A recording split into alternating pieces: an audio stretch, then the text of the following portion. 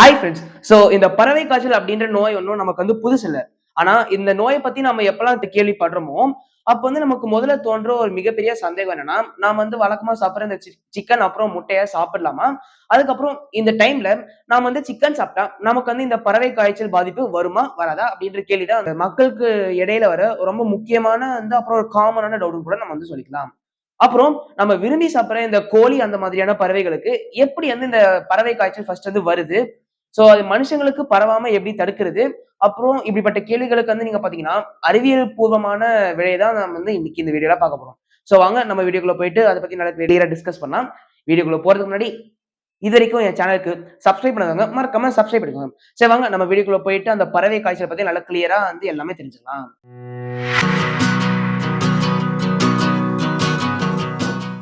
இப்போ லேட்டஸ்ட்டா கிடைச்ச நியூஸ் படி நீங்க பார்த்தீங்கன்னா, சென்னையில பல இடத்துல நூற்றுக்கணக்கான காகம் நீங்க பார்த்தீங்கன்னா, செத்து கிடக்கிறத நியூஸ்ல நம்ம கேள்விப்பட்டிருப்போம். அத கேட்டு நம்ம சுகாதாரத்துறையில இருந்து டாக்டர்ஸ் எல்லாம் அங்க போய் பார்த்துருக்காங்க. அப்புறம் தான் இப்படி காகங்களுக்கு திடீர்னு இறப்பதற்கான காரணம் என்னன்னு கண்டுபிடிச்சிருக்காங்க. அதுதான் நீங்க அதாவது இப்போ இந்த செத்துப்போன காகங்கள எடுத்து அத டெஸ்ட் பண்ணி பார்த்ததுல பேர்ட் ஃப்ளூ அப்படின்ற பறவை காய்ச்சல் நோய் தான் தாக்கியிருப்பதா தெரிஞ்சிருக்கு. உடனே மக்களுக்கு இந்த பேர்ட் ஃப்ளூ காய்ச்சல் பரவ ஆரம்பிச்சுச்சுன்னு எல்லா மக்களுக்கும் அலர்ட்டும் குடுத்திருக்காங்க. இந்த பறவை காய்ச்சல் எதிரொலியாக கிண்டில இருக்கிற இந்த சில்ட்ரன்ஸ் பார்க் மற்றும் பல முக்கியமான இந்த பார்க் அப்புறம் ஜூலாம் இருக்கும்ல. அதெல்லாம் குளோஸ் பண்ணிட்டாங்களாம். அது மட்டும் இல்லாம மக்கள் தினமும் நெறைய வாங்கி சாப்பிடுற இந்த சிக்கன நீங்க அதாவது சிக்கன் மாரி அப்புறம் சிக்கன் ரிலேட்டட் ஐட்டம்ஸ்லாம் நீங்க பார்த்தீங்கன்னா ரொம்ப கேர்ஃபுல்லா ஹேண்டில் பண்ணி சாப்பிடணும். கொஞ்சம் கிளச விட்டா கூட அது மனிதர்களுக்கு மிகப்பெரிய பாதிப்பை ஏற்படுத்தியிருக்கும்னு சொல்றாங்க. பறவைகளுக்கு இவ்வளவு பாதிப்பை ஏற்படுத்துற இந்த பறவை காய்ச்சல் முதல்ல 1878ல இட்டாலியில ஃபவுல் பிளாக் அப்படின்ற நேம்ல தான் கண்டுபிடிச்சிருக்காங்க. அதுக்கப்புறம் தான் இந்த நோய்க்கு முக்கியமான காரணம் நீங்க பார்த்தீங்கன்னா, இன்ஃப்ளூயன்ஸா வைரஸ் அப்படின்னு கண்டுபிடிச்சிருக்காங்க. முதல்ல இந்த பேர்ட் ஃபீவர் பத்தி அவங்க கண்டுபிடிச்சு தெரிஞ்சுக்கும்போது, இது பேர்ட்ஸ் மட்டும் தான் அஃபெக்ட் பண்ணும். அப்புறம் ஹியூமன்ஸ் அஃபெக்ட் பண்ணாதுன்னு அவங்க நெனச்சிருக்காங்க. அதுக்கப்புறமா தான் நீங்க பார்த்தீங்கன்னா, இந்த 1950ல இந்த நோய்க்கான வைரஸான இந்த இன்ஃப்ளூயன்ஸா டைப் ஏ அப்படின்னு கிளாஸிஃபை பண்ணியிருக்காங்க.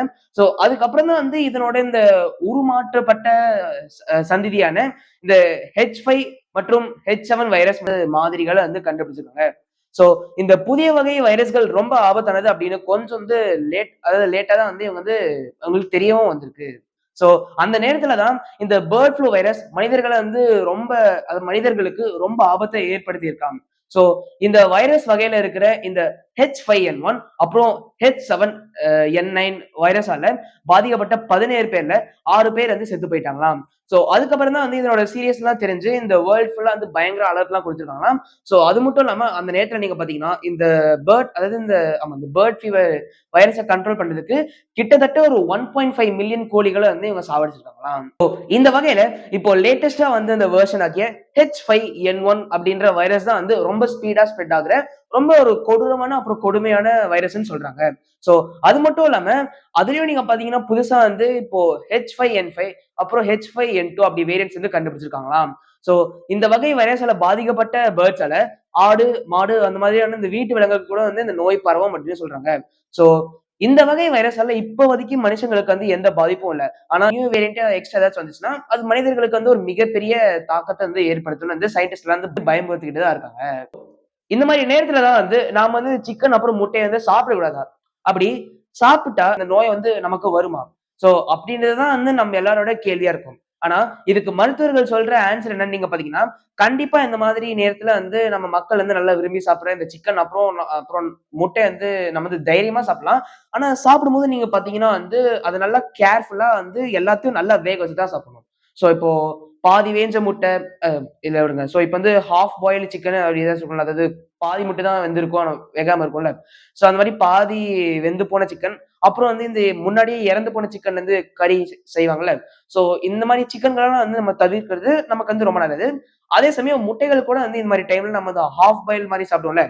அதுவும் இந்த மாரி டைம்ல நம்ம தவிர்ப்பது நமக்கு நல்லதுன்னு இப்போ சயின்டிஸ்ட்லாம் சொல்றாங்க. அது மட்டும் இல்லாம இந்த காய்ச்சலால பாதிக்கப்பட்ட இந்த கோழி மற்றும் பறவைகள் கிட்ட பக்கத்துல போய் நிக்கும்போது கூட மனிதர்கள இது அதாவது அஃபெக்ட் பண்ணும் சொல்றாங்க. சோ இந்த பேர்ட் ஃபீவர் ஹியூமன்ஸ் அஃபெக்ட் பண்ணும்போது அவங்களுக்கு உடம்பு நல்லா டயர்டா இருக்கும், சளி இருக்கும், அப்புறம் அந்த சுவாச பிரச்சனைகள்லாம் இருக்கும். இதெல்லாம் உங்களுக்கு தெரிஞ்சதுன்னா நீங்க உடனே போய் டாக்டர கண்டிப்பா பாருங்க. சரி, ஓகே ஃபிரெண்ட்ஸ். சோ நாடு ஃபுல்லா ரொம்ப வைரலா பேசிக்கிட்டு இருக்கிற இந்த பேர்ட் ஃப்ளூ காய்ச்சல வந்து கண்டு மக்கள்லாம் பயப்பட வேணாம். கொஞ்சம் கேர்ஃபுல்லா அப்புறம் எச்சரிக்கையா இருந்தா போதும். இப்போ நம்மள சுத்தி இருக்கிற இடத்த நாம வந்து சுகாதாரமா வச்சுக்கிட்டாலே வந்து, நம்ம வந்து இந்த நோயோட தாக்கத்துல தப்பிச்சிடலாம் அப்படின்னு வந்து இந்த சுகாதாரத்துறை எல்லாம் சொல்றாங்க. சோ இந்த பேர்ட் ஃப்ளூ போற வரைக்கும் நம்ம கொஞ்சம் கேர்ஃபுல்லா வந்து இருந்தோம்னா, நமக்கு வந்து எந்த பாதிப்பும் வராதுன்னு வந்து இவங்கலாம் சொல்றாங்க.